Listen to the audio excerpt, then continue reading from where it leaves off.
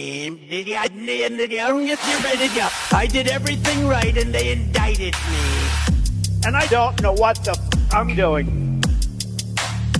Antifa!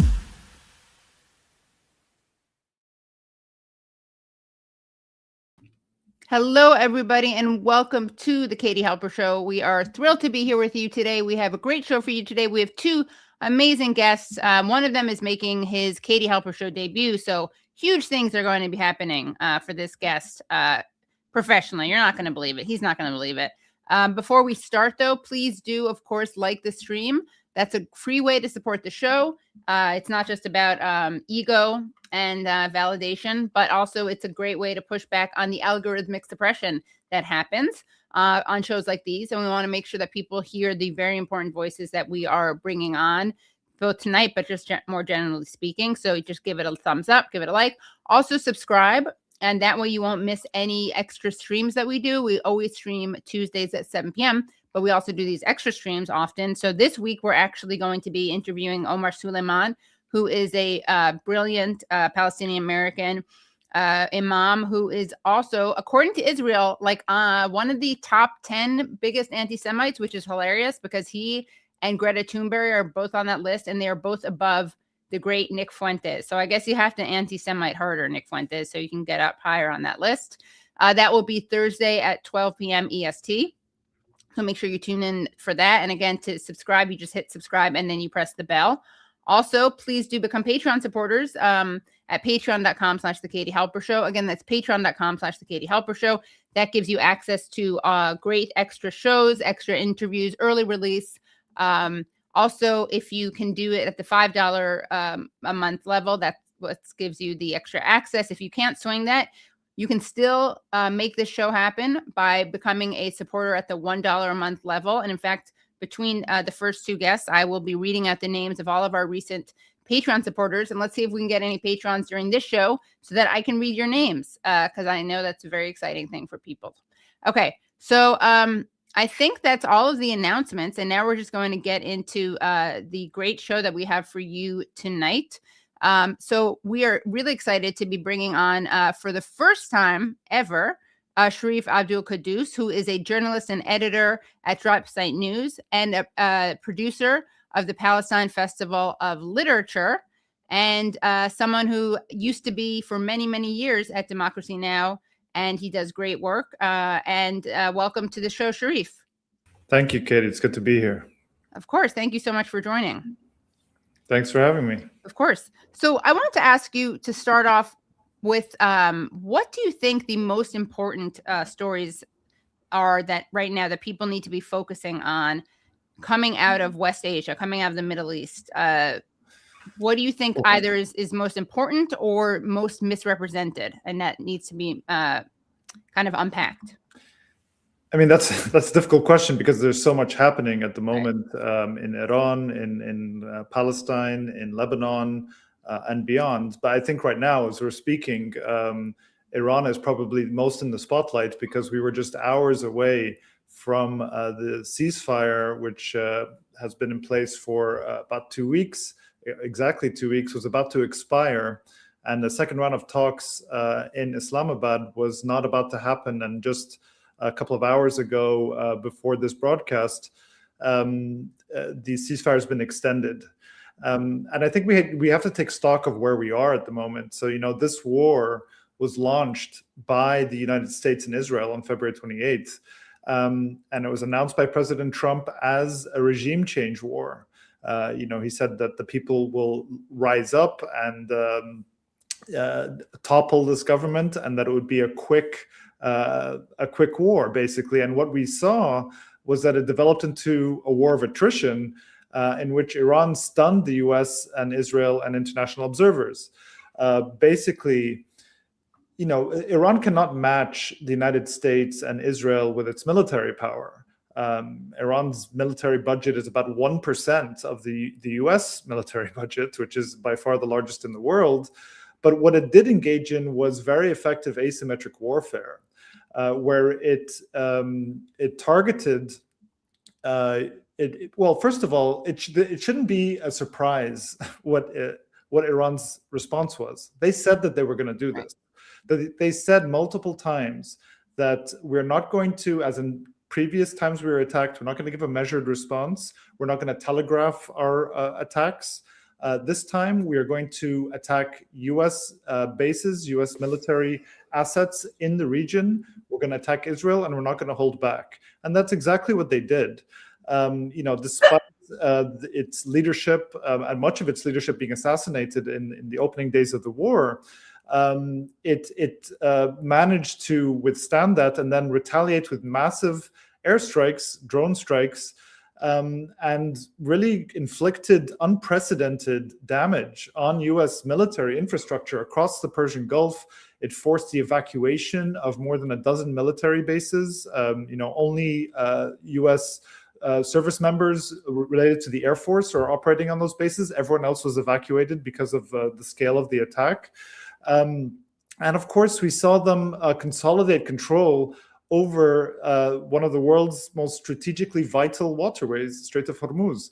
And this, as they've come out of this, in a very, very strong position. And we have to remember that Iran was attacked twice in the middle of negotiations with the United States. And so this time, they were not going to stop the war until they had some kind of guarantee that this would not happen again. Now, it's almost impossible to get a guarantee from the United States, especially from President Trump, who's incredibly erratic, and there's no trust. Of course, there's no trust anymore after you're attacked twice while you're negotiating. But what they did manage to do was to make the United States and Israel think twice again before attacking Iran, because they exacted a very heavy cost. Israel's interceptors and missile defense are running out. The US missile interceptors and missile defense is running out, and Gulf states as well. And of course, it's affected the global economy. Gas prices, the price of oil, other downstream products like fertilizer affecting the price of food. And so this is not something that they can withstand. And so what we've seen basically is that Iran has emerged in a position where the US was actually trying to find an exit ramp for this war. We know that they were contacting US envoy Steve Witkoff maybe a week into the war, 10 days, and Iran did not answer those calls, did not take up negotiations. They continued for about 40 days until we have this current ceasefire. And now we're in this very precarious position where I don't think Iran will fire first, but the ceasefire is being extended, but they have refused to go to Islamabad because the United States has imposed a naval blockade. They insist that must be lifted before any talks resume. So we're in this situation now where, it's a very precarious situation. The war could start up at any moment. The US and Israel are presumably rearming, but so is Iran. But it's been put in probably the strongest position it's been in 10 years. Right. So do you think that it was surprising to you as a journalist who's covered this area? Were you less surprised by Iran's response than, let's say, I don't know, like the US government or Donald Trump and his administration? I mean, if any analyst was in the government was actually listening to what Iran was saying, they shouldn't have been surprised. I think we're all surprised by, that this war happened. There've been neoconservatives and others in the US administration have been talking about war with Iran for so long. But this is a very large country, a very powerful country. And, the scale of it, we never thought it would actually happen. But then it was launched on February 28th. And so, I mean, it was surprising. You're seeing people talked about it as World War III. There's 10 countries involved. Missiles and bombs are raining down all over the region. So it was quite frightening, to be honest. But surprised with Iran's response? No, because this is what they said they were going to do. Right. Yeah, I do wonder. I think that there's a major underestimating that we've seen that I guess isn't surprising in itself. Like we should have expected, or just as it's reasonable to expect Iran to have done what it's done, I think it's also reasonable to expect Trump and his administration to not have taken that seriously. Well, and look, like they're in a position now where Trump keeps saying how they've totally decimated Iran's missile capability. That's obviously not the case. They have continued to fire up until the ceasefire. They haven't achieved one single objective of the war, and now it seems they're desperate for an off-ramp. But Iran is in a position where it has to force the US, force Israel, force world powers to not consider another strike. And the only way it does that is it has control over the Strait of Hormuz. This is, I think, also a paradigm change in the way the global economy is going to work going forward. And I think they have exacted that cost, but we'll have to see what happens in these coming days with these talks. Yeah. Now, how does this relate to what Israel is doing in Lebanon, in Gaza? As you've pointed out, what's happening in Gaza is getting overshadowed by what's happening in Iran, and what's happening in the West Bank obviously is getting overshadowed by Gaza. So how do you deal with knowing what to cover, especially given that so many things are so urgent? I mean, we try and cover as much as possible. We don't do something groundbreaking at Dropsite. We do basic journalism, and we are just covering a major gap in this country and in much of Western Europe when it comes to coverage of this region, of the Arab world and Iran, because we're doing basic, coverage of what's happening in Gaza. What's happening in Gaza is a continuation of the genocide. These are not my assessments. It's the assessment of places like Amnesty International, of Human Rights Watch. They're continuing. They've violated the ceasefire every single day since it was signed on October 10th. But much of the attention of the world has shifted away because there's wars in Lebanon, there's wars in Iran that are happening. I mean, we can talk about what the status quo is right now in Gaza, which is that Israeli troops withdrew to what's called the Yellow Line, which is basically a line that runs roughly parallel to the coast line. And, on Israeli maps, it's supposed to take up 53% of Gaza. Since then, they have moved in, and it's more closer to 60%. So they have basically taken half of Gaza. They have, in the area that it controls, been building military bases, outposts, roads that are connected to settlements and bases outside of Gaza in Israel. And so they're consolidating control. This is supposed to be a phased ceasefire with a phased withdrawal all the way back to what's called a buffer zone. But what's happening on the ground is it seems to be permanent occupation and permanent settlement of this part of Gaza. At the same time, they are continuing to kill and attack Palestinians almost every single day in Gaza. They killed 9 over the past 24 hours. People don't hear about that. They have not allowed in life essentials into Gaza as agreed upon to the level that it was agreed upon in the ceasefire. I don't say aid because this is stuff like food, medicine, shelter materials. These are life essentials. And they're also beginning to construct these Orwellian housing, what they call alternative safe communities, that are essentially a new variation on a refugee camp for a new generation of dispossessed Palestinians that'll be controlled by biometrics for Palestinians to get in and out, that will have kind of re-education programs in the school curriculum. And this is all laid out in documents that we published at Dropsite. A military school curriculum that's based on what they called a culture of peace. This is a reference to the Abraham Accords that were signed by the United Arab Emirates. And it's basically promoting normalization with Israel. So essentially teaching Palestinian children to accept subjugation, essentially. And this is the nightmare that they hope to build in Gaza. At the same time, we've seen Palestinians incredibly steadfast in staying on their land. Every time that there was a ceasefire, however brief and however fragile and violated by Israel, we saw tens of thousands, hundreds of thousands of Palestinians moving back to the north, moving back to their land. Even though their homes were completely destroyed, they were determined to go back and set up tents on the rubble of their homes. And it's this kind of return I think that it means that Palestinian resistance still exists, essentially. The UN and the World Bank recently put out a report that said that human development in Gaza has been set back 77 years, that the reconstruction over the next 10 years would require at least over $70 billion. And, this is, the genocide needs to end first for all of this to begin. Right. And what we're seeing in Lebanon is Gaza-style tactics. This has been said by the Israeli Defense Minister, Israel Katz. He said that we are going to, especially in southern Lebanon and close to the border, the villages and towns there, we're going to make them look like Rafah and Beit Hanun, two places in Gaza that have been completely leveled and razed to the ground. So, we're working on a story now where, let's remember, there's a fifth of the Lebanese population has been displaced in this last phase of the war. I won't say that the war started on March 2nd. This was just the latest phase of the war. The war really started in October 2023. You could argue that it really started in 1978 when Israel first invaded Lebanon.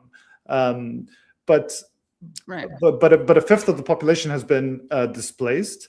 And many of the people from these border towns are now scrambling to get, sometimes they pool their money and get satellite images of their town to try and look and see if their home has been destroyed or not. And now Israel wants to create, they published a map with, their area of control, or what they want their area of control to be, which is several kilometers running along the border on the south and southeast of Lebanon. And this that they want to create permanent occupation in.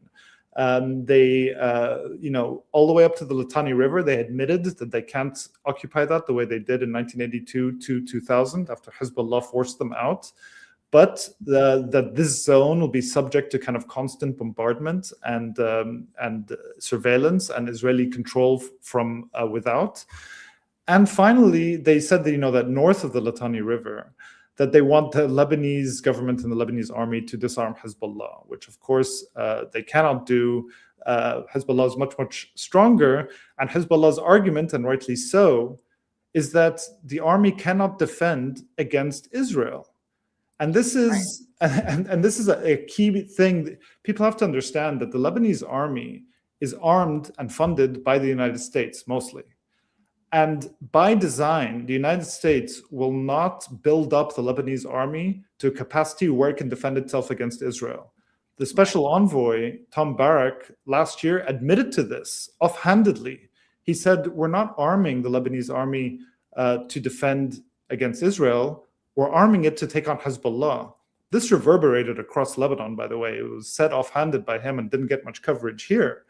But this is the point. So Hezbollah has an argument that is correct. Who else has the power to fight Israel? At the end of the day, they have suffered tremendously. They've lost their longtime leaders, Hassan Nasrallah. They've lost a lot of commanders and many of their rank and file. They took a very big hit, but they have still continuing in very fierce resistance. And if you look at actually Israel's ground operations, they are a very meager fighting force on the ground, actually. They have tremendous air power because of the United States, giving it the most up-to-date weapons and an unlimited supply of bombs. But when they actually proceed on the ground, we saw it in Gaza and we see it in Lebanon, these resistance fighters who have really, not much in terms of weapons, are able to inflict casualties, are able to hold them off. And they were able to exact a price. And so that's why Israel is determined to try and destroy Hezbollah, and destroy Lebanese resistance, to destroy Hamas, destroy Palestinian resistance, but it has been unable to so far. Yeah, it is, I think, a lot of Americans, I think, don't understand. They kind of flatten all countries into one monolith. They don't understand, even though it's obvious to anyone who's looking at it, that Hezbollah and the Lebanese government are not the same thing. People are getting that more and more, but I honestly think that some people, that they think that either Hezbollah is just a terrorist organization, or they think it's just part of the government, and they think that the rest of the Lebanese government is, they're all Lebanese. Like there's a kind of racist misunderstanding, I think. Yeah, I mean, I think there's also a great misunderstanding of, why Hezbollah is allowed to keep its weapons. I mean, so you have to go back. Hezbollah was founded as a resistance movement to Israel after Israel invaded Lebanon again in 1982, a much larger invasion, and invaded Beirut. Hezbollah a few years later was formed as a resistance movement to Israel. Now, in 1990, at the end of the Lebanese civil war, something called the Ta'if Agreement that was brokered by Saudi Arabia and Syria and also had US input, it called on all of Lebanon's militias, and there was a constellation of militias fighting in the civil war for 15 years. So all of them disarmed, but Hezbollah got an exception because Hezbollah was recognized as the national resistance to Israeli occupation in the south, which was ongoing. Israel occupied from 1982 to 2000 all of the land of Lebanon up to the Litani River. Okay, so, and then Hezbollah in 2000 forced Israel to withdraw from southern Lebanon. And they achieved something that really no Arab military army had been able to do in all the wars with Israel, was to force Israel to relinquish Arab land without a peace agreement. And that really bolstered the standing of Hezbollah in the Arab world. In 2006, in yet another war with Israel, Hezbollah basically fought Israel to a standstill, which was seen as a major victory, and it was a major victory. They were, against, they're completely outgunned and outmanned, but they fought them to a standstill. And so, this is where we're at. But there is, Lebanese society is fractured, and there are, significant portions of the political of the political landscape of Lebanon that do want to disarm Hezbollah, and we're seeing now that the Lebanese government is engaging again this week on Thursday in DC with a second round of talks directly with Israel, and we haven't seen that since 1993. So this is trying to foment more kind of divisions in Lebanese political society, but we'll have to see where that goes also. Right. Well, you mentioned Tom Barak, the U.S. special envoy, and what he said that was offhand and that wasn't really picked up in the United States, but was in Lebanon. Here's a clip of him from this summer, August of 2025, during a press briefing, and he had some interesting things to say to an audience that was basically Lebanese journalists. Wait. Let's have one rule. Let's have one rule, okay? You just had three of the most. Hello. Okay, wait.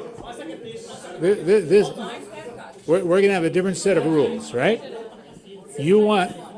Please be quiet for a moment. And I want to tell you something. The moment that this starts becoming chaotic, like animalistic, we're gone.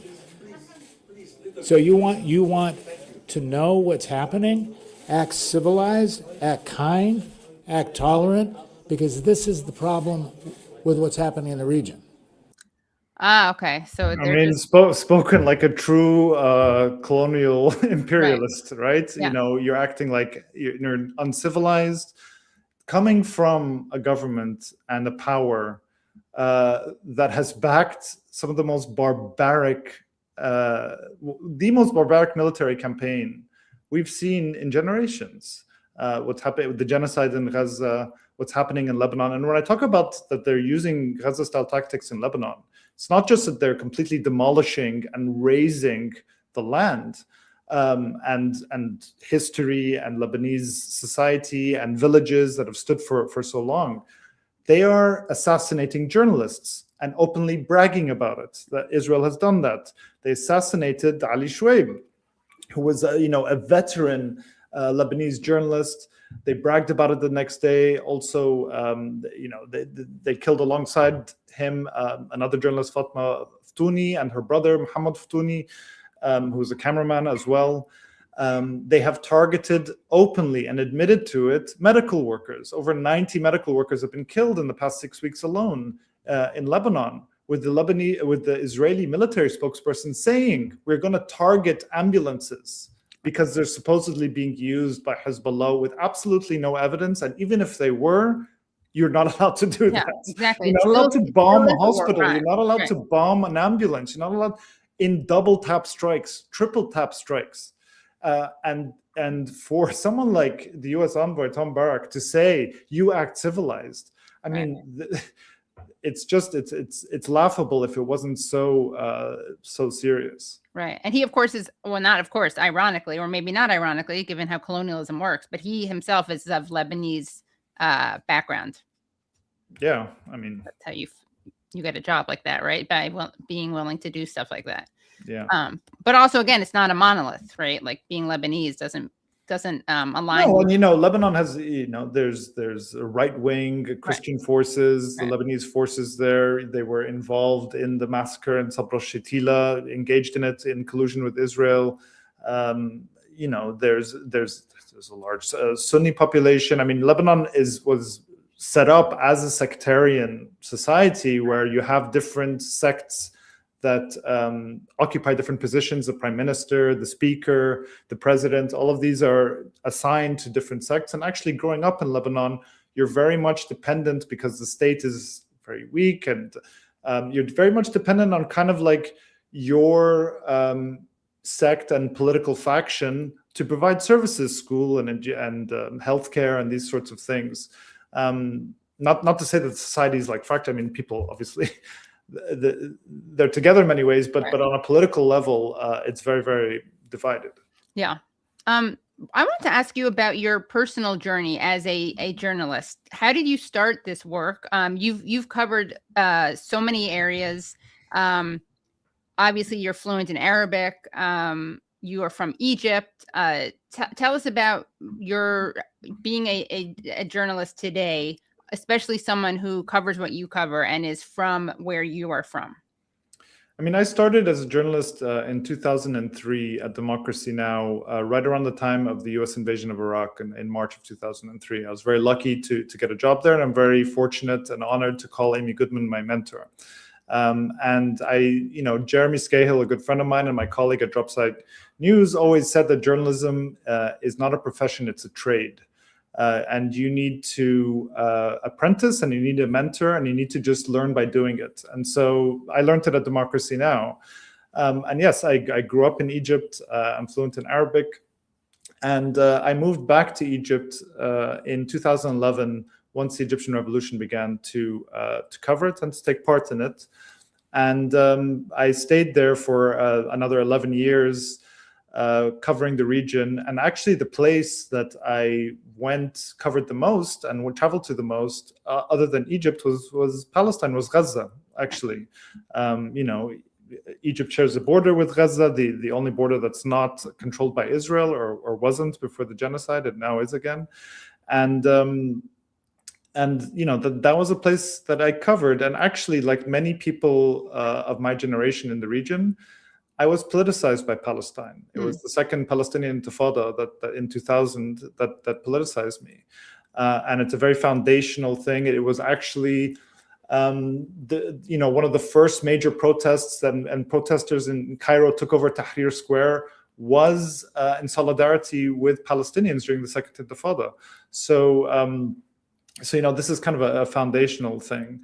But I also, over those years, traveled to Syria, to Yemen, to Libya, to Bahrain, to Algeria, and covered different struggles there. And honestly, it's been very difficult once the genocide began in Gaza to watch it from afar. International journalists have been barred by Israel as well as Egypt of going in. This is not to say that Palestinian journalists, who are the best journalists covering Gaza and have, I think, performed one of the most heroic acts in history in covering this genocide, and have been targeted and slaughtered and assassinated and hunted in an unprecedented way. But international journalists should be allowed in order to share in their labor of covering this war, and also to act as a shield. But covering it from afar has been horrifying. I think we're all of us have been changed by this. There have been genocides before in the past, but never live streamed on our phones watching it unfold as it's happening, watching it unfold while it's being enabled, backed, and applauded by the most powerful countries in the world. And I feel honored that I have been able to work with Palestinian journalists in Gaza, both doing documentaries on fault lines, but also on an almost daily basis for DropSite. One of the best journalists in northern Gaza and in Gaza in general was Hossam Shabet, and he was writing for DropSite, and he was assassinated in March of last year. I was speaking to him literally hours before he was killed, and we published his last article. He filed his last article really just hours before. And, there's something very difficult to contend with in that I don't know how I could have protected him. He knew he was being hunted. He was being openly called by Israeli military officials, telling him to leave the north, to stop reporting. They would send him his pin location on WhatsApp to show that they knew where he was. And he was determined to continue his coverage every day of the genocide of his people. And he was hungry. He was displaced over 20 times. And yet he continued this work. This is what's very distressing, is that I feel like I failed him, like we all failed him, actually. And that now, it's now spreading. They're now assassinating journalists in Lebanon, and who knows how this is going to affect the world. And there's been a massive, massive betrayal by U.S. media institutions around the killing of their colleagues. These are their colleagues. These are journalists in another country, and they have been openly targeted and killed in this way. And the coverage of their killings has enabled Israel to continue doing this. Yes. Can you elaborate on that? That's a point that you've made very passionately and convincingly, because it's undeniable, as has your colleague, Layla Al-Arian. So I also want to acknowledge her. And you, of course, have worked on projects together. But yeah, can you elaborate on that? Yes, Layla is a fantastic journalist, and I worked with her and Kavita Shukuru on a documentary called The Night Won't End about Gaza, about the genocide. But if you look at the coverage, you can just compare the coverage of how they cover, for example, crackdowns on journalists in other countries compared to the unprecedented killing of journalists in Palestine. So, for example, when the Wall Street Journal reporter Evan Gershkovich was wrongfully imprisoned by Russia and held in Moscow on fabricated charges, the headline of the New York Times, if you look at it once he's convicted, said, Evan Gershkovich convicted on fabricated charges. That's the language they use. There's no equivocation. And that's good journalism, actually, because those are fabricated charges. This is a journalist. When it comes to Palestinian journalists who are openly assassinated, and the Israeli military is bragging about it and saying things like, don't let the press vest fool you, and saying without any evidence whatsoever that these journalists are militants, then you'll see the headline say, Israel kills journalist it says was Hamas militant. Right. In the copy, they'll say, and in the lead, they will front load Israel's claims. Then they'll say, for example, with Anas Sharif, who became the most prominent journalist in Gaza after Walid Dahdour, who was forced to leave after nearly his entire family was killed and he was severely injured. Anas Sharif was saying, they're going to kill me because the Israeli military kept threatening him openly and so forth. They killed him. They assassinated him on August 10th. And killed 5 other journalists alongside him in a media tent outside a hospital in an airstrike, bragged about it. The coverage, and Anas Sharif was part of a Pulitzer Prize winning team at Reuters for photography. They won the Pulitzer Prize for photography. One of the submissions was a photograph by Anas Sharif of the massive bombing of Jabalia refugee camp where he's from, with a 2,000-pound bomb. And you can see the crater. The way Reuters covered his assassination was to say Israel kills journalists they say is Hamas leader, then to put the claim in the lead, and then to say his employer, Al Jazeera, which is funded by the Qatari government, denies it. I mean, this is beyond the pale. Not that the claims by Israel have been found to be unsubstantiated by the Committee to Protect Journalists, by the United Nations.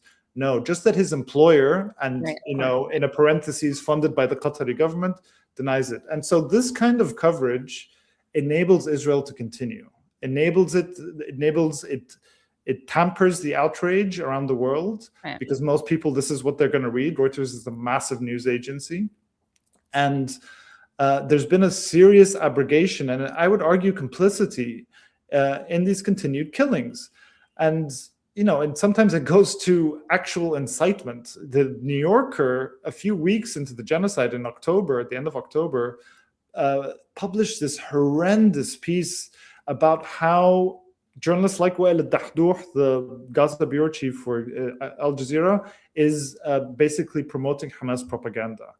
And in that way, just saying that he's not really a journalist and allowing for him to be targeted. And this is a man who lost his wife, his child, his grandchild, his son. So, yeah, it's been, there should be black banners across every newspaper in the United States every day. There have been over 260 journalists killed. In the first 10 weeks of the war, of the genocide, more journalists have been killed in Gaza than CPJ had recorded over any year in history. So we're talking about something that is changing. This is, and what shocks me even more is, even forget what you think about imperialism or colonialism or genocide even. For your own interest as a journalist. This is not a danger to journalists just in Palestine or to journalists in the Arab world. This is a danger to journalists everywhere. Now, anytime, anywhere, in any conflict, the US can't say anything if a government wants to target and kill a journalist. But can you imagine if they were Russia or, an enemy of the United States was assassinating US journalists in this way, the outrage of the papers? It's just crazy. The New York Times, after the killing of Anas al-Sharif, did this horrendous piece about, what is Al Jazeera, the broadcaster that angers governments around the world. And then it was kind of like this hit piece in Al Jazeera. Can you imagine if 5 New York Times journalists were assassinated by a military, and Al Jazeera then said, the New York Times, the paper that angers governments around the world, and kind of justifying it. It's just it's really shameful. Yeah, it's really obscene. And then you have Israel. Literally the other day, they admitted that someone who they accused of being, I can't even remember, was it that someone they accused of being Hamas? They had a photo of him, and when Trey Yingst from Fox News asked them where it came from, they were like, "Oh, unfortunately, we don't have it because it was photoshopped." That's Ali Shuaib. That's a Lebanese guy. Okay, so Lebanese. That was a Lebanese journalist who was a veteran, very well known, and basically, I think the day after he was assassinated, they put up a photo which kind of had like a line through it, with one side of his normal clothes, and then the other half him dressed in military fatigues. And the Israeli military had to admit that they photoshopped it. Yeah, I mean, but I don't even know if they knew that they were admitting something. They're so entitled and coddled that I think, honestly, when they said, "Oh, unfortunately, it's photoshopped," they weren't even saying it's unfortunate that we photoshopped it. It's just like, "Oh, unfortunately, it's a photoshopped photo of something that is real." Well, they're entitled and coddled because they've been allowed to do this with zero accountability, with full impunity. They didn't used to do this at the beginning of the genocide. They used to say it's collateral damage. We didn't mean it when they killed a journalist. Then we started to see, just a few months in, after they killed the journalist, they would say this wasn't a journalist, it was a militant. Then they started to make hit lists. We're going to kill these journalists. And like they did with Hossam Shabet and Anas al-Sharif, they're basically saying we're going to kill them, and then they kill them. Right. And they even did it to one journalist, Hassan Aslayah. Most people don't know him, but he's very big in Gaza. They bombed him in outside Nasser Hospital in Khan Yunis, killed 2 other journalists. I don't know if you remember, there was a haunting image of one of the journalists sitting in a tent on fire. He burned to death. Hassan was very badly burned. He lost 2 of his fingers. He had a concussion. He's recovering in hospital. And the Israeli military at the time said, we tried to kill him, but we didn't. He's recovering in hospital. 3 weeks later, they bomb the hospital and kill him. They bomb a hospital, which already is beyond and then they to assassinate a wounded journalist that they tried to kill before, and 0 consequences. So of course they're going to keep pushing the line further and further because they pay no price. There's no consequence. Right. Yeah. And And Katie, then here's a image from France 24 of the doctored image that Israel posted then they admitted it as being Photoshopped. I don't know. Yeah, is that the half one? Yeah. I mean, it was. that's there's one where it's like cut in half. We'll find it later and we'll crop it in. But also at the same time as that, you have Israel defenders up in arms about an actual photograph of, and Brad, you can probably find this. This is the famous. It was an Italian newspaper, and they had a photo of a guy who was very ugly. And the settler soldier. Yeah, the settler soldier, right? Who happened to be very ugly. And then they said it was anti-Semitic. And literally, like, first of all, not to pull the as a Jew thing, but that's not helpful. Like, don't show someone ugly and say it's anti-Semitic. Because what are you saying? First of all, you're literally just saying, oh, he's ugly, so he looks like a Jew. I mean, these people are, but whatever. That's the least of it. It's just ironic because, as we all know, Israel and the Israel defenders are actually happy to create anti-Semitism, and they want to create it. Zionists ally with open anti-Semites, and in many ways, Zionism is an anti-Semitic ideology. Yeah, exactly. Yeah. I mean, like Herzl said, what is it? Anti-Semites will be our greatest friends. Anti-Semitic nations our greatest allies. But yeah, they accused of people of creating this, that it wasn't really him. And then of course they have footage of it. And then they move to, oh, you think this is abusive? Look, it's actually the woman who's abusing him about this. Here's the guy. Yeah. So, and there's actually, the video was released showing what the context of this, and them coming to harass a group of Palestinians, and she's kind of being quite brave and like shooing him away. Right. Maybe that's abusive, according to these people who literally first they say it's not true, then the video comes up, they're like, well, actually, who's the real abuser? I mean, you can't make it up. Yeah. Well, Sharif, thank you so much. I could keep talking to you for hours, but I know you have so much important work to do. And so we really thank you for your generous time, and we hope you come back and keep up your amazing work. Oh, really quickly, I have to ask you about this because you wrote an article speaking about brave journalists. Yes. You wrote an article about Ahmed, who is right now, he's been detained for 7 weeks. Can you?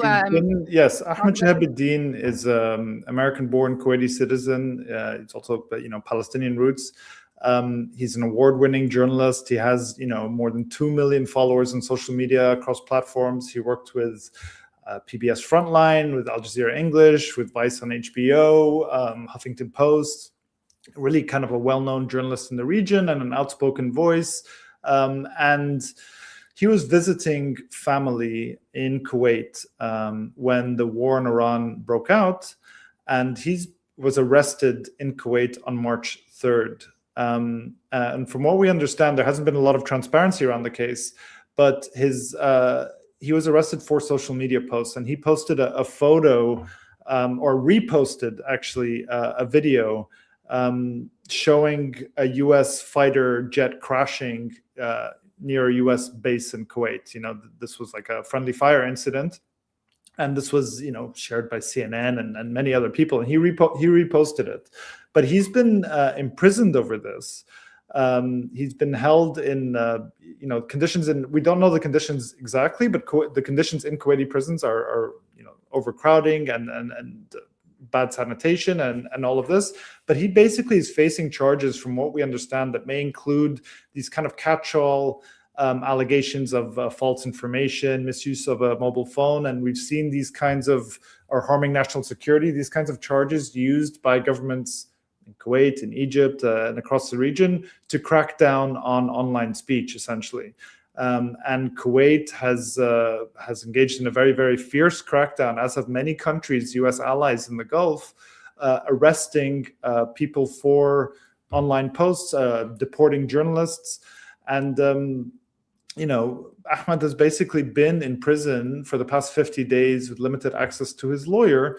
And from what we understand, he may also be facing prosecution in a special tribunal that was set up just last month by the Kuwaiti government to prosecute terrorism and state security cases, which is really very troubling. But he's just one of hundreds that have been thrown behind bars. The United Arab Emirates has admitted it arrested over 400 people in Abu Dhabi alone for online posts. Saudi Arabia has arrested people. Bahrain tortured someone to death. The U.S. government should be pressing for his release because he is a U.S. citizen. But there are hundreds like him who need to be free as well. Right. Yes. Well, thank you for covering that, and we will link to that article. And people, you have a lot of fans in the chats and asking where your channel was, and I said at Drop Site. Obviously, that's where you can your work can be found. And please do come back on the show because this has been amazing. Thank you, Katie. Thanks for having me. Thanks a lot. Bye. All right, that was obviously a joke when I said at the beginning, like, oh, big things are going to happen for this guy because he's a very established, prolific, amazing journalist. But that's a joke I like to make all the time. By the way, guys, I mean, I try not to interrupt these great streams, but come on. Like, I mean, I know that not half of you are hate watching, so please like the stream. It's a way. I haven't trained you guys enough, obviously. It's a way to support the show, get the word out about the show. We would really appreciate if you could do that. So make sure that you do that. Let's see. Did we get any? We didn't get any Patreons yet. All right. We have until the end of the show to get some Patreons. I'm going to actually, speaking of Patreon, we're going to play before I bring on the next guest. Yeah. Katie, I'm sorry. Before you get there, I just wanted to, just so the audience here would see it. This was, I believe, the image that you were referring to earlier. So the IDF tweets out, eliminated. For years, Ali Hassan Shihab operated as a Hezbollah Radwan force terrorist under the guise of a journalist. Turns out the press vest was just a cover for terror. Okay, and you can see he has press on one half of the image, and on the other half, it's like this black and white image, and it's fatigues or a Hezbollah outfit. And when someone, a journalist from Fox News, asked them where they got the photo, they said it was photoshopped.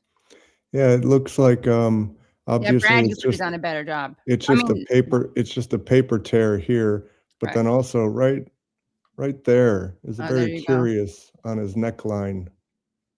That's I would expect better from. You know what? You should offer your services.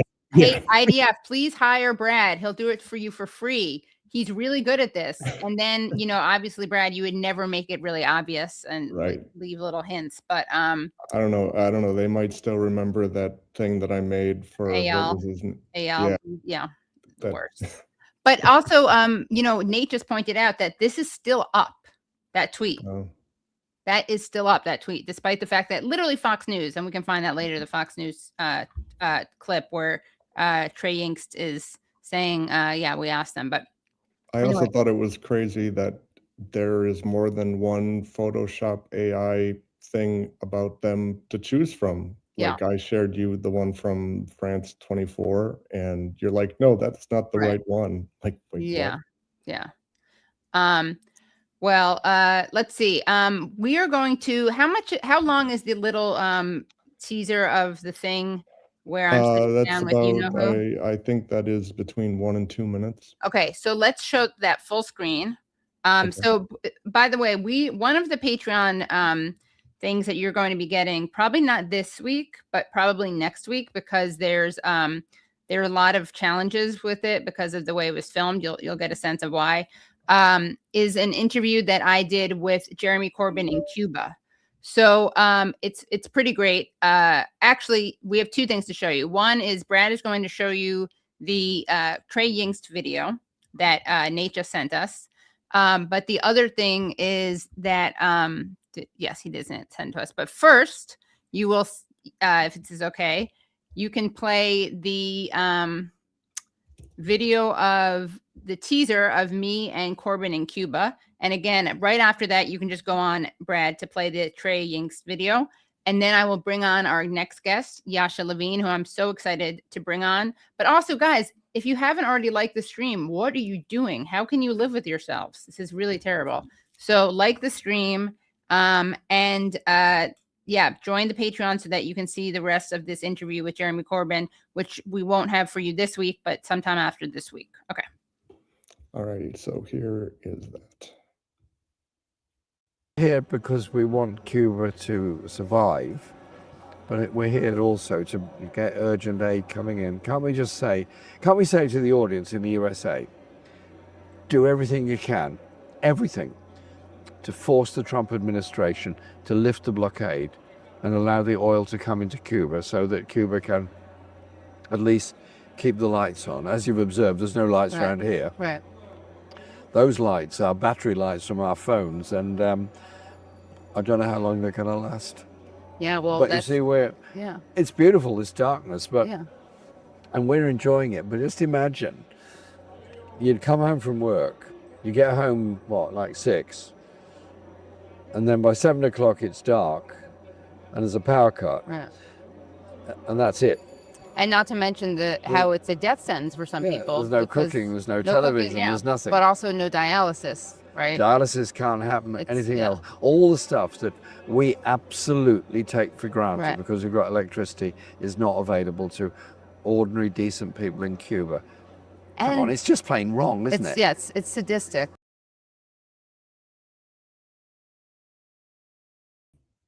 All right.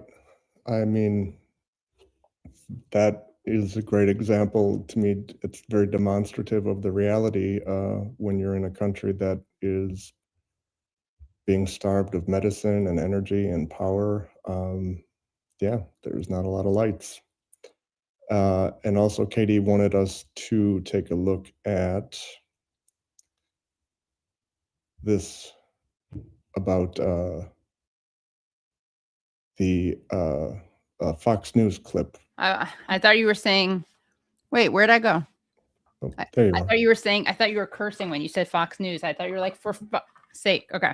Yeah, here's the Fox News. No, that's the stupid thing I have to wear in my teeth. Oh, no. That wasn't that. You just literally said Fox News and I misheard it. Okay, anyway. Oh. But now we know about that thing too. God bless it. Okay. You want me to play the... because we were talking about that. Yeah. Okay. Oh, wait, this is a Trey Ying's thing, the Fox News thing, right? Yeah. Correct. Okay. Yeah. Lebanese journalists were killed, including Ali Shuaib, who worked for the Hezbollah-affiliated Al-Manor television network. The IDF accused Shuaib of operating as a member of Hezbollah's Radwan forces and included a photo of him wearing a military uniform. When asked by Fox News about the source of the photo, the IDF responded, quote, "Unfortunately, there isn't really a picture of it. It was photoshopped." The IDF announced they have conducted new raids into southern Lebanon over the weekend, taking troops from southern Syria into southern Lebanon. Guys? Thank you, Trey.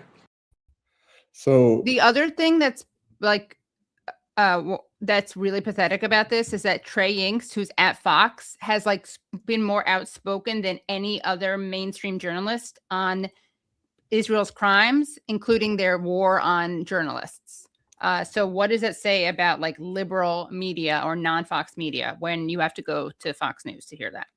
Well, and I think I could be wrong, but the impression that I get is, and I can understand, rightly so, you would think this based on how much the U.S. mainstream media and let alone Fox News in the USA has been full-throatedly promoting any and all lines of BS from Israel in the last few years. Why wouldn't they think like they're talking to friends? So, I see what you mean. Like when they're asked about that, they're like, yeah, that was Photoshopped. Like, I don't think that they understood. I think they were so used to it and they're like, yeah, it's just right. friends talking to us. Yeah, that's true. Yeah, exactly. But at the same time, my point stands that Trey Ying's is actually pathetically like one of the only people who have spoken out against or even just covered like Israel's journalist Right. Anyway, well, thanks for playing those things. And isn't that cool? That thing with Corbyn, it's really cute because also we have some cute little kids talking to us. And I was saying to the audience too, like, the video quality leaves something to be desired, but in a certain way, I actually think that it speaks to the condition in the country. That's the reality. Yeah, exactly. Yeah. Let's see. Where are we on likes? Because we're going to bring on Yasha, and this man deserves to be liked. I mean, not like emotionally. I mean, just like where are we on likes? Okay, that's good. Well, that's important. Okay.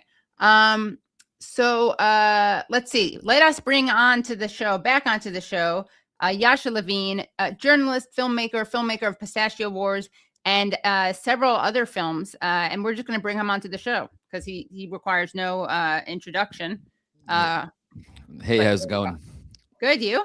Not bad. I hope it's allowed to enjoy a beer while being on the stream. Of course, yeah. We should have gotten the sponsorship though. Thank you. Yeah, well, I'll hide the corporate label. Yeah, and then once they pay me money, exactly, then we can release it. We can do an AI filter on it or something. Yes, exactly. Actually, Brad could do that and would spend like about 17,000 hours doing it. All right. So, well, welcome back to the show.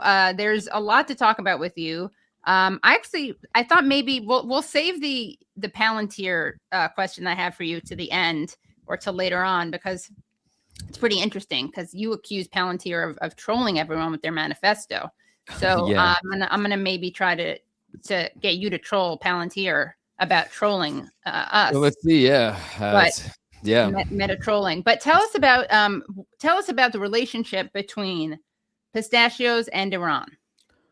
Well, it's a pretty significant relationship. Iran has for time immemorial has been sort of the leading producer of pistachios in the region, and when global trade got off the ground to the world. So Iran is synonymous with it's like very much part of the Iranian and Persian culture.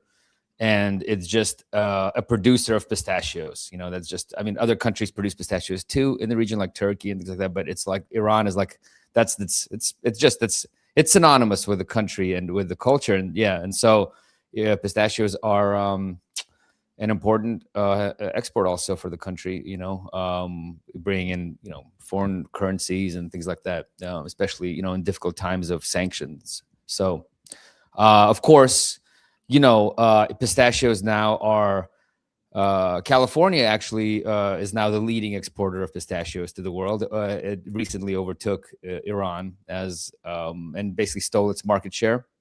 And so no longer is pistachios synonymous with Iran. Now pistachios, it seems like, are synonymous with California and with a certain oligarch Zionist family that really controls the industry and has a monopoly on the industry in California, and they live in Beverly Hills and all this stuff. So yeah, it's there's a lot to talk about, I guess. Yeah. The beautiful Resnicks. I'll get a photo of them so people can see. Yes. Linda and Stuart Resnick. Yeah. And their company, of course, is called Wonderful. I'm going to get into. They literally have, they own the brand Wonderful. So right. you know that they're pretty evil when someone really has to name their company Wonderful, and they're sort of bad in all sorts of ways. But we can get into some of them. Yeah. Well, let's talk about them and the relationship between. And we actually have a trailer, I believe. Brad, do we have a trailer for Pistachio Wars? Yes. Let's play that. You want to play that? Off, yeah. That'll help me greatly. I will have to explain less. It's a great film.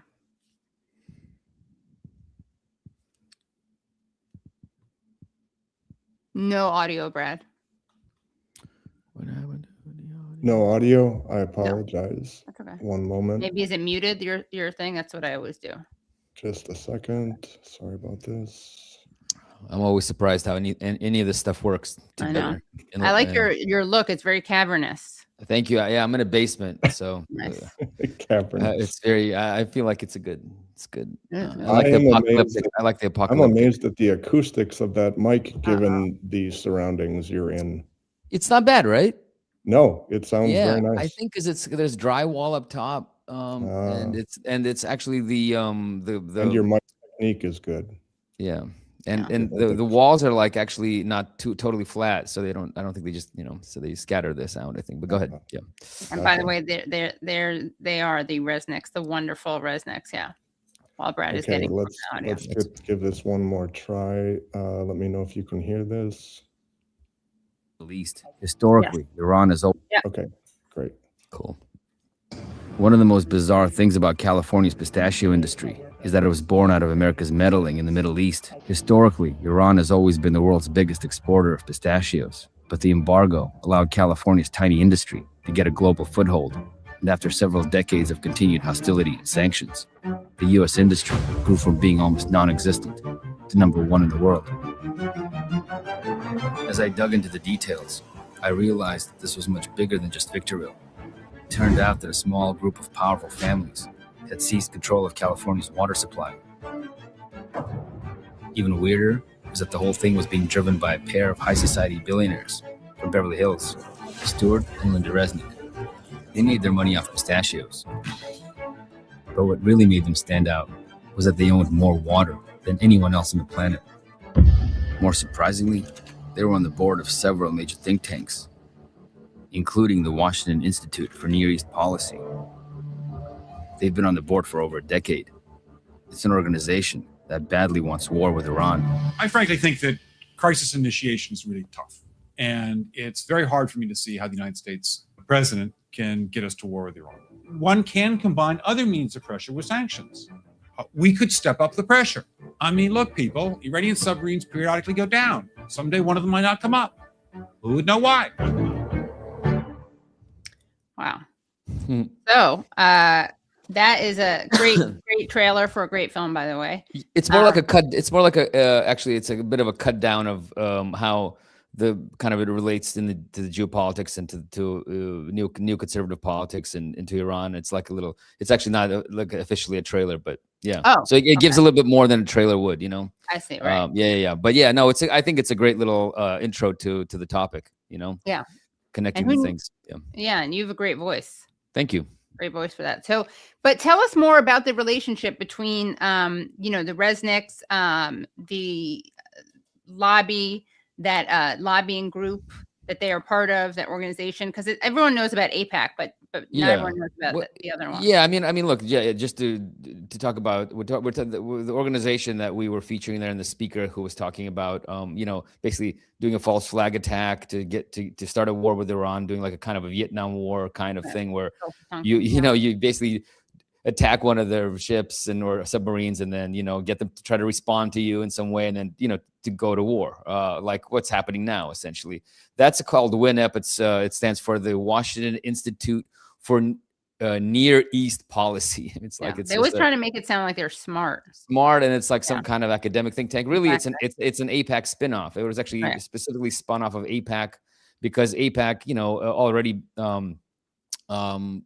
This was several decades ago, was already, it doesn't have the best name in the business. It's essentially known as a front for Israel and representing the interests of Israel. And so they needed something that had more credibility, that had more, that didn't have that baggage. And so they created it as a spinoff project and spun it off independently. And WINEP, basically took on all these. It was just like a neoconservative hangout, I think the Bush administration and Cheney in particular, his team, a lot of the people on his foreign policy team came from there, where these sort of resident fellows, basically it's how these things are in Washington, D.C. You create these organizations for when you're out of power, you kind of can go cool your heels, make a bunch of money, essentially do lobbying and kind of academic work and put out books and make money while your party is out of power, or while your clan is out of power. Whenever you come back in power, that's where the administration draws the talent. It's kind of a normal thing for both parties in Washington, D.C. And it's like one of these things. So it's a lobby group. It's a think tank that is concentrates, the most hardline pro-war voices and interests. It's not just about Iran, but just generally speaking, these are the most the regime change oriented people, new conservatives, people used to call them, and that word isn't used so much, but it's like the labels change, but really the policies remain the same. I was surprised, when I first started reporting on the Resnicks back in 2000 and I'm always don't want to say it, 2009, that's when I first started reporting on the Resnicks, and it was first interested in their water politics because I was in California and reporting on real estate speculation, and water was like a key aspect to real estate speculation because you need water to build homes and and sell it to Wall Street and all this stuff. But then I found them they had like the largest chunk of water in California under their control, private control. And very quickly I realized, made the connection between their wealth, their pistachio business, and the foreign policy of the United States of America. And their role in like these pistachio, these farmers like who no one really even knew back then were on the boards of all these like neoconservative Bush administration kind of Republican oriented think tanks who were very, very hardline on Iran. And it was very strange because I was like, oh, these are like liberal donors. They're like backing, Barack Obama. They're like generally they vote, they back Democratic Party candidates. They're like, and have Ariana Huffington when she was still a thing over at their house, and have these liberal parties and have all these liberal kind of historians and all these people who are kind of part of the liberal world. Like yet they're like in bed with the kind of the rankest Republican Party, new conservatives. And it was just like, what was going on there? And it became very clear is because their entire business, their pistachio business, which is like the base of their wealth. It's not the only source of their wealth at this point, but it's the base of it. It is tied directly to American regime change in the Middle East and specifically in Iran, going back to the first elected government democratically elected government in Iran, which was toppled by the CIA, and with the Shah being kind of reinstalled as an American puppet. And then that led to a revolution in Iran, which resulted in the current government coming to power, right? And then, that which then triggered all these sanctions against Iran, starting with the Carter administration. And it's the imposition of these sanctions in response to what was at the time a broad-based popular movement to overthrow a hated leader, right? These sanctions that are imposed by Carter were the genesis of the pistachio industry in America. And you think he had a conflict of interest because of the whole peanut farmer thing? Yeah, that's a good point. I don't think he could foresee it at that moment because pistachios weren't like, it wasn't like a global commodity that was really sought that people were fighting to get or to buy. I mean, it was a pretty fringe thing. I mean, it was actually very organically embedded in a lot of cultures, particularly, in the Middle East. But it wasn't like something that people were clamoring to grow or to buy in America or around the world. Actually, the Resnicks single-handedly helped create the pistachio market through marketing, through this very, very aggressive, very well-funded marketing campaigns. I mean, no one ate pistachios in America. If you remember, you grew up in America, no one ate pistachios when you were younger, I'm sure. They were like in probably specialty stores, right? If you go to like a Persian store in Westwood in Los Angeles, there'll be pistachios there. And then those pistachios would have come from Iran, or they would have come from quote unquote Turkey, which are frequently essentially like Iranian pistachios that are kind of just, like sanctions washed, and they're sort of, but that it would be these specialty stores from cultures that actually eat pistachios. They weren't like a mass snack food, which they've become today. You go to any grocery store, any gas station actually, and there'll be these like wonderful pistachios just like in your face. And so the Carter, it'd be pretty funny if there was like a secret nut monopoly, controlling world affairs. They're like, okay, the peanut farmers exactly. The peanut farmers can get Latin America, the pistachio farmers get the Middle East, this kind of stuff. They divvy up the world. But no, it wasn't. It was just like when these sanctions kicked in, suddenly there are these farmers who were beginning to experiment with pistachios. I think it was already kind of like there were these experimental programs no one was really doing because the climate is very similar in the Central Valley in California.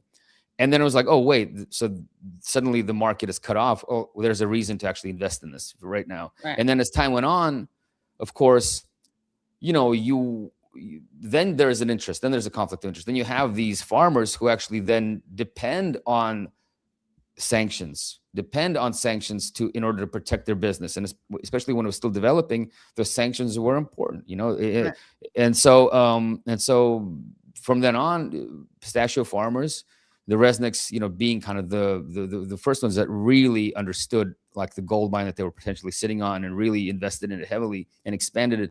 They've gone fully into the sanctions regime. and, you know, basically funding organizations and think tanks and institutions that have a maximalist position with respect to Iran.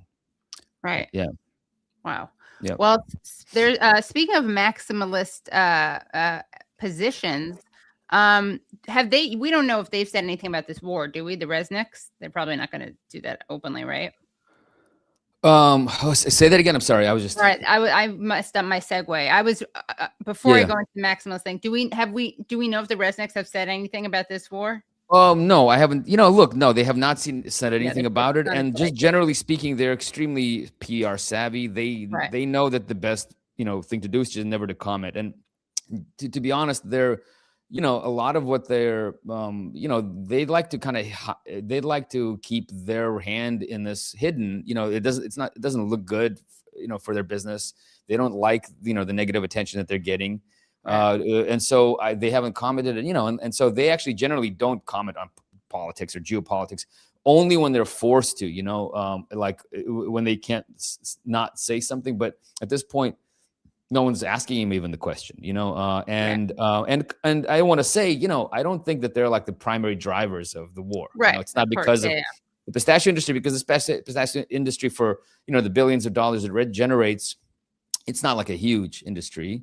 But for me, what's interesting about the role the pistachio plays is that how embedded some of like the more innocuous like products and businesses that you think are kind of innocuous and aren't connected to foreign policy or you know, this really, really hawkish interventionist foreign policy that America pursues, that you don't think they're really connected. And yet, like, you scratch the surface and you find them in an unexpected way. So basically, business interests, big and small, have an interest or have a stake, you know, in these conflicts, right? And like in whether it's Iran or Ukraine or other things. So there's money to be made and there's interest. So there's almost like a consensus in a type of consensus in the business community, right? It's not just like the oil companies and the weapons makers or whatever. There are other small businesses who also have a role to play, and so it is important, you know, like for kind of a ruling class consensus or something like that. Yeah. And actually, I want to ask you something about that I keep asking my guests. Which is, what is driving this? You know, there's this big debate and it's not one thing or another, but, you know, a lot of people say Israel is doing, what is it, like Israel is making the U.S. do this for Israel's sake. Then that's a big narrative that you have, especially now that you have a lot of America firsters who are critical of Israel. Yeah. And then other people say, no, it's the United States that uses Israel. And then other people say it's a cycle, or it's neither one of those things. Yeah. No, that's a big debate. I know. I mean, I don't know. I do think that, you know, I mean, on some level, you know, you were just in Cuba. I've never been to Cuba, but my sense of it is, you know, on some level, what America is doing to Iran is very similar to what it's doing to Cuba, right? And in that sense, in the Cuba instance, there's no Israeli lobby there. I mean, you could maybe make an argument, you know, some maybe would, that there's the casinos are owned by the Jewish mafia. There's a Cuba lobby, but it's but I think the Cuba lobby is much more. It's not Jewish. Yeah, it's not Jewish. I mean, I'd say some people would be able to dig up Jewish ties, because there were. I mean, actually, it's in like, you know, it's the Jewish mafia mob had control in the casinos in Havana, you know, but again, that's not what's driving, you know, the foreign policy. I think the foreign policy is that, in essence, you know, America tries to wipe out any resistance to its rule. It's a fucking empire, you know, and so it's not. It doesn't like it when when societies or cultures or countries or whatever you want to call them push back effectively. And the longer that they resist, you know, and the longer that they kind of stand on their own 2 feet, the more, you know, insane this country gets. I mean, to the point where they're starving Cuba completely. You know, I mean, it's just insane. You know, for what? It's, I mean, there's no real benefit. Maybe some, you know, a couple of plantation owners will make some money again, but it's not like it's, you know, for an empire the size of America, you know, that island is really not like the central part of, you know, the economy, you know, to the point. So, or those people cannot be driving it, but it is, I think there are some interests, obviously, but then I think there's a larger, so I don't think that, again, Israel plays a part in it because Israel is so intertwined with America. You know, I mean, the ruling class is very intertwined. I mean, there's like a shared cultural identity, religious, affinity of like Christian Zionism and that kind of, and that strain of Christianity. And, Israel has been a great wrecker in the region. I mean, essentially, Israel has helped America wipe out every resistance to American power in the region, if you just look at the wreck, that surrounds Israel. And a lot of those countries had, opposition or had at least independent foreign policies, or, when the Soviet Union still existed, they were sort of, they were used, we're kind of between the Soviet Union and America, and, try to chart some kind of independent course. And so, I think it's a combination of factors. With Iran, I think it's just, I don't know. It's like, and also just fucking stupidity. I don't know. Trump is Trump and his people are just, I don't know. They just have never, it's to go into this war like this, and, at least in the short term, kind of lose so badly for such a powerful empire to basically get stopped like that, to completely get stopped. And then, now you got to like work to reopen the Strait of Hormuz, and it's like, well, it was open before, so like, the shifting goalpost of the.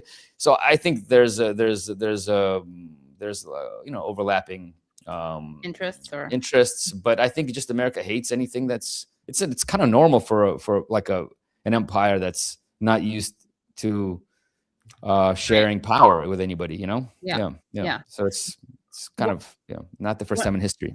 Right. The thing that drives me crazy when I hear it is that this isn't like when people, America firsters, talk about what's happening now in the Middle East, and they say about America, like, this isn't who we are. It's like, yes, of course it's who we are. Like, there may be certain things that Israel is having us do, but this weird, it's good that more and more people are becoming aware of Israel's demonic nature. Yes. But, we don't want them to then say like, oh, before Israel, the United States was such a beacon of democracy. I know. It's nice. Look, I agree with you. It's nice for people to think that, I don't know. It's complicated, if you're an American, or if you're a European person, and and you see your country supporting, this kind of horrific stuff. And it's easier to look in the mirror and say, hey, I'm from a society that has a pretty dark history, that has done things like this in the past to all sorts of cultures, than to just say, actually, no, there's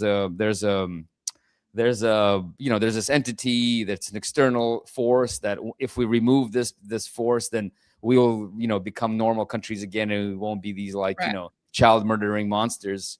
I understand the psychological kind of cope that people have, and it's easier to think that way, but it's like, it's just, I know. I've gotten a lot of shit on it. It's like, as it's like a contentious topic, right? And even to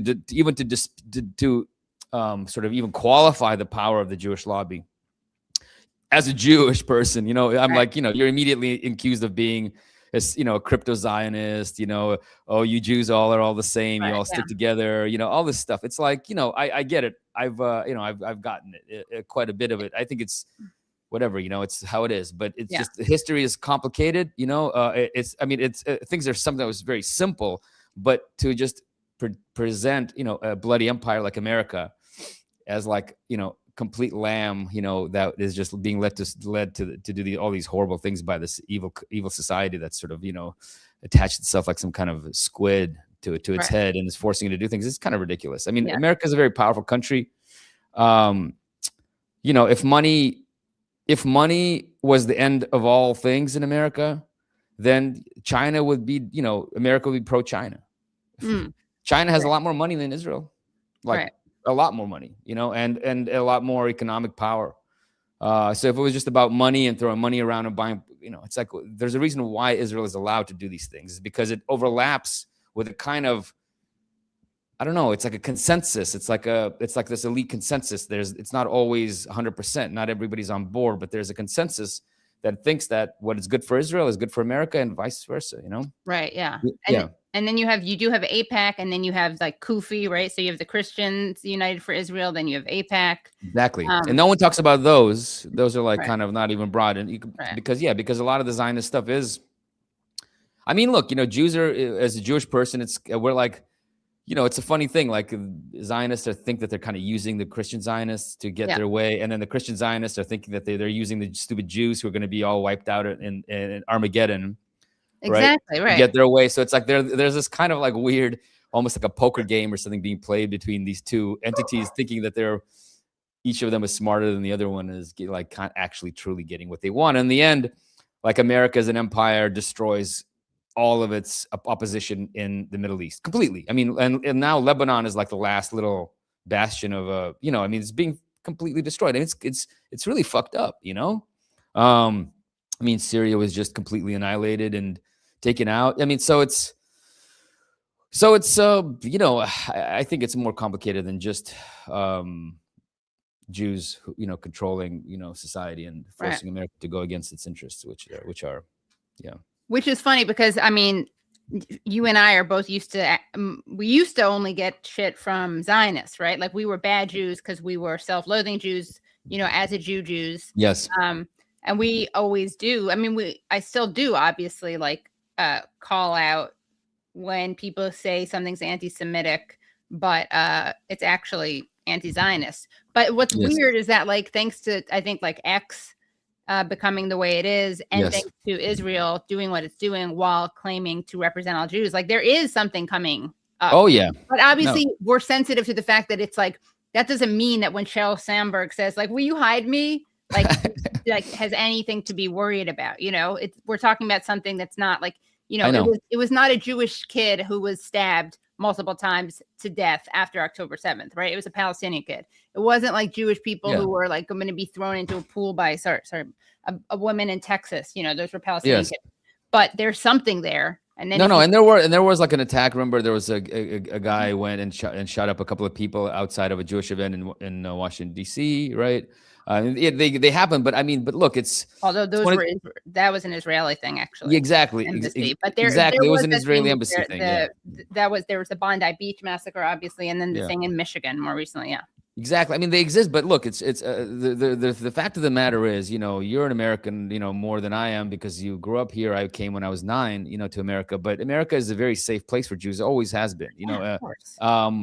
In fact, America, I would say, is the safest place for Jews in the history of Judaism, probably. I don't know. It's a good question. Actually, we do wonder because I think even New York City was the first city in the world where Jews could run in municipal elections and could fully participate. There were restrictions on Jews. Yeah, but now Zoran's taken that back. Exactly. There were and this is like, this is even going back to anyway, so there's never been like, America is this extremely safe place for Jews, and this constant crying about, every criticism of Israel is anti-Semitic act by the American sort of Zionist Jewish lobby, and here is like really muddied the waters, and but the fact is, the matter is that whatever is like going to be happening to Jews in America, to whatever backlash there is going to be, it will be directly related to the actions of Israel. Exactly. And to frankly, the pretty hardcore, which are like anti-Semitic conspiracy theories that Israel is begging people to develop and it's like, in this case, like there is an actual embodied real reason for what if there is if there is anti-Semitism coming, and it does seem like, at least online, on certain sites, when like the filters have been lifted, it's a lot more hardcore than anything I've ever seen. In inline discourse outside of like 4chan or something. Right. Yeah. I mean, it's just like normalized. And so. But again, it should be. It's like. But again. I guarantee you, if Israel stops killing people, and just stops the genocide, it'll be better. Jews will be a lot safer. So there's a direct connection between Israel's actions and the rising climate of this. So but I don't know. I've like stopped really arguing with people online about this stuff, because it's just people have their positions, and it's hard to move them, Yeah. So I know I should ignore the chats, but it is funny. Someone was like, many Zionists here. I think they mean, I don't know if they mean, I think they must mean the chat. Okay. Not us, obviously, because we're both anti-Zionist, but I don't know. Who knows? Yeah. Who knows? I mean, I'm pretty anti-Zionist, but I don't know how you can prove it, Yeah, exactly. And Katie, I could be wrong, but someone else earlier on commented asking if anyone had done any reporting on the Zionist, quote, the Zionist enclaves in Florida. And so perhaps that person was commenting saying there's a lot of Zionists in maybe, Florida. yeah. Oh, got it. Well, in Florida, for sure. Yeah. Yeah. Yeah. Oh, yeah. That's like a very. You got both. You got the Zionists and the Cuban. You got the pro-Israel, quote unquote pro-Israel, and the pro whatever you want, the Castro people. Yeah. The lobby stuff is. Israel has been. Let's be honest. Israel. It's because of there's a kind of an interesting, it's a very Jewish kind of way of interacting with the world in a way. It's very dark because even if you take it at face value, it's like, oh, we are, like Europe is anti-Semitic, they hate the Jews. So, and they say that, all these European nationalists say that, and a real nation, real people, they need their own land, they need their own nation to grow. It's like, well, we're going to take the hint and we're going to try to create our own nation. It's going to be a Jewish nation. We're going to thrive there. We're going to be safe there. There are not going to be any pogroms anymore. Right. And look, there's a Holocaust. And if only we had the Jewish state, we'd have no Holocaust. Right. And then you create this Jewish state, you terrorize the people who used to live there, kick them out, do ethnic cleansing, do genocide. And in so doing, for this, like in pursuit of Jewish safety, you create the most dangerous situation for Jews worldwide. Right. I don't even know how, for how long since Hitler. Right. Yeah. And so I don't know. It's like there's like a total insanity. Even if you take it at face value, that all you're trying to do is like provide safety to Jews. With the Zionist kind of message. Right. Exactly. Right. It's it's actually moral, but yeah. It's it's like 100% counterproductive. And so you have to wonder, maybe that's not what the point of that whole movement is. Right. Yeah. I don't think it was. I know. I'm just being. Yeah. Oh, you're being sorry. I'm being so dumb. I'm like, no, I'm being a bit sarcastic. Yeah. Yeah, I know. But sometimes my sarcasm jar is like really off. It's hard sometimes. It's so hypocritical because I'm so sarcastic. But tell us about actually, I didn't plan to ask you about this, but about the relationship between Israel and the Soviet Union and how all these Russians went to Israel afterwards. And some of them aren't even, I don't know if you know about this. I know. And they pretended to be Jewish. Some of them aren't even. If you are watching this now, you are in luck because we just did this great stream and you got to see it. If you're watching this later and you want to see the full stream with Yasha, where we get into lots of really fascinating topics ranging from Brad, what are some of the things we can preview? Russia and Ukraine. What else do we get into? Why the Palantir manifesto is just they're trolling us. What else is a great thing that we get into? Some secret organization that's more secret than Mossad or KGB. The Resniks and the Resniks was free. That was in the first part. Although we get into a surprise thing about it comes back in a way that I didn't anticipate. Right. Yeah. Yeah. And just he's always great to listen to regarding Russia, Ukraine, and just had really great stuff to say, in my opinion, about and you as well about AI. Zionism. Yeah. Really good. Yeah. Always love hearing him. Yes. Great chat. So definitely. Oh, and as promised, I'm going to thank the people who became Patreons during this very stream. So let's see who we got. We got a lot of people making nice comments, telling me that they're enjoying the show, which is great. Another comment. I thought, okay, I got a couple new members. So thank you so much to Andy. I don't want to sorry. Thank you so much to Amy. I'm not going to read your last names because I value people's privacy. Thank you so much to RKM. Let's see. I also said I would read the last week. So let me just do Patreon. And by the way, don't forget to like the stream if you haven't already. And also don't forget to subscribe. And also, we are doing an extra stream on Thursday with Omar Suleiman and some other surprise guests. Let me just see who else. And then, yes, we will do super chats now. But let me just say thank you to Joe for becoming a Patreon 20 hours ago. Thank you so much to How do I do these, Patreon? Thank you to Miriam. Thank you to Karen. Thank you, Holocene has been. Wow, this is great. Thank you to Tracy. What was the date of last week of last week's stream? I believe that would have been the 14th. Okay. Thank you to Aaron. Oh, thank you to Dorothy. Thank you to Allie. Thank you to Richard. Thank you, Nicola. Thank you, Peace, Please. And those are our people, our new people. So thank you so much, guys. And now super chats. On to super chats. Let's see. Okay, Danny. Thank you, Danny, for the super sticker. Thank you, Barbara Sasla, for becoming a YouTube member. Thank you, Barbara Sasla, for becoming a YouTube member. I think it just tells me twice. Thank you, Tarani Hamadi. I'm sorry, Parker, for this lovely super chat. Thank you, Pia Bijer, for this very nice super chat and saying great interview. Thank you, RKM6863, for your nice super chat.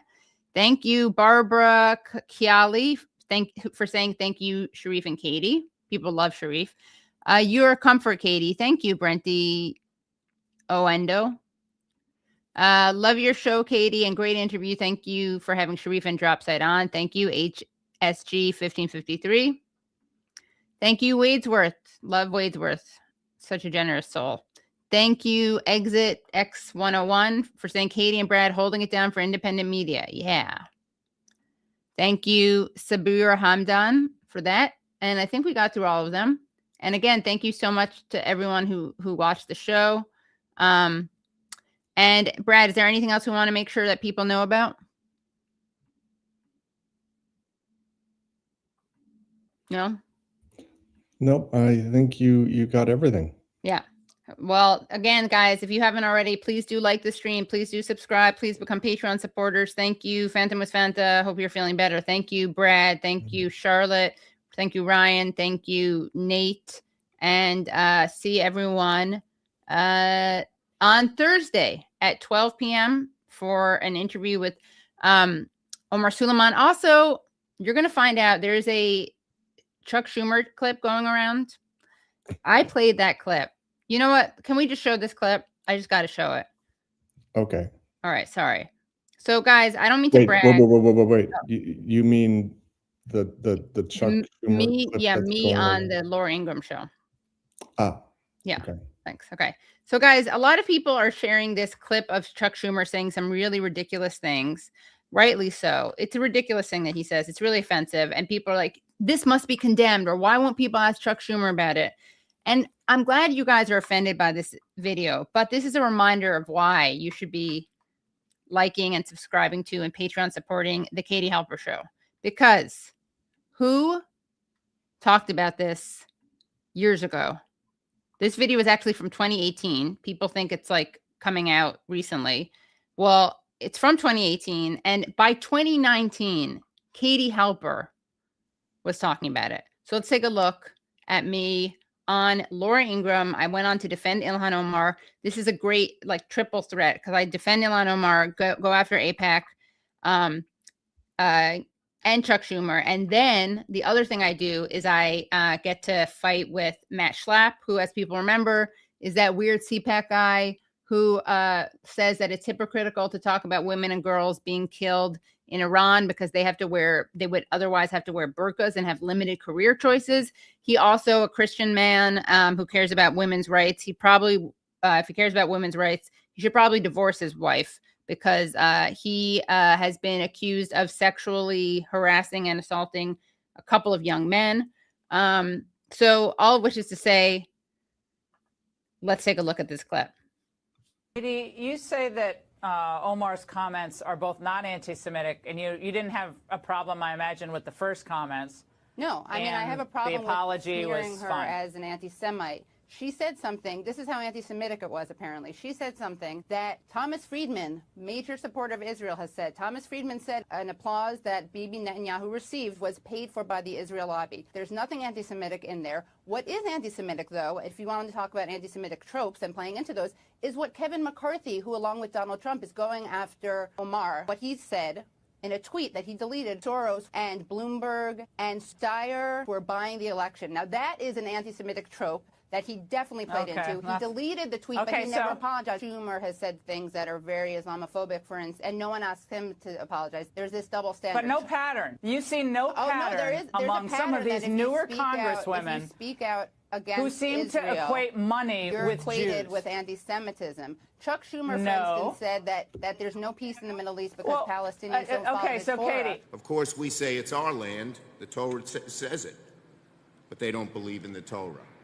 So that's the reason there is not peace. Which is theocracy. The reason why there is a state of Israel is because the Jewish people were almost exterminated from the face of the globe, and they did not have a sanctuary place they could go to have their own state. There wasn't a state for Jews to be able to call their own. By the way, it's there, and by the way, it's there, and it's their lands. We don't have to agree with absolutely every decision their government makes, but it is wrong to attack them as a people. Well, no one attacked them as a people, luckily. I just saw that tweet. AIPAC. I'm a Jew. I'm a person. No one attacked me because I don't support AIPAC.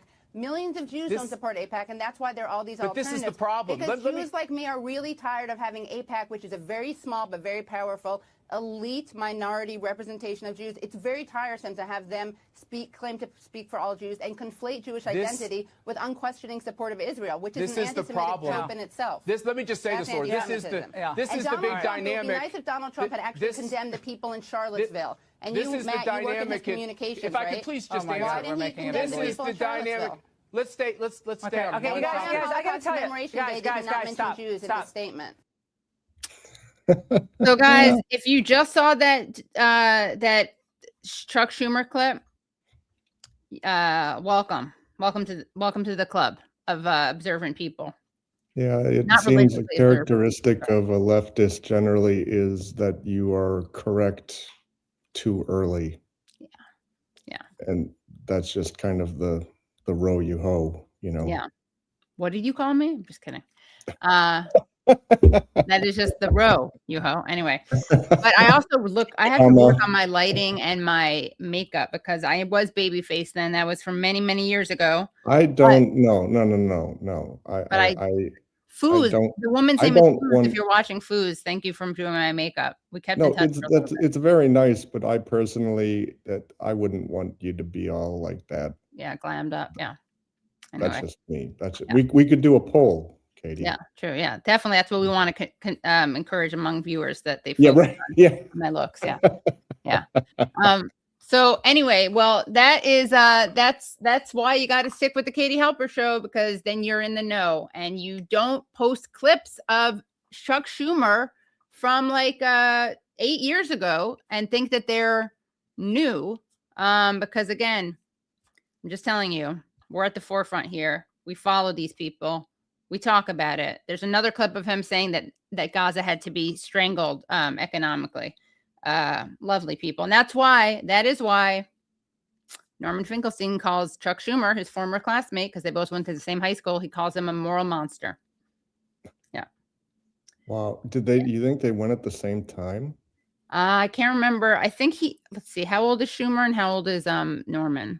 For some reason now in my mind, I'm envisioning like a teenage Now you're going to have to make a really funny Norman and a teenage Chuck Schumer, but their faces still look the way they do now. Yeah, that would be really funny. So Schumer's 5 years older, I think 5 or something older than Schumer's 75. Norman's obviously younger than that. Norman's actually not as young. Norman looks way younger than he is, actually. And then 72, according to Nate. And then God, can you believe there's only a 3-year difference? We gotta mock up a thing. It's like this is what Zionism does to your soul and your face. But then Fran, I think Fran, he always talks about Fran. I always want to say her name is Ruth, but it's Fran Schumer, I think. Let's see. Fran Schumer. Is that Chuck's sister? Hold on. Is that like Amy Schumer's mom or something? No, they're like cousins or something. Wait, what is his sister's name? That's not her sister. Hold on. What is Chuck Schumer's sister's name? Cruella DeVille?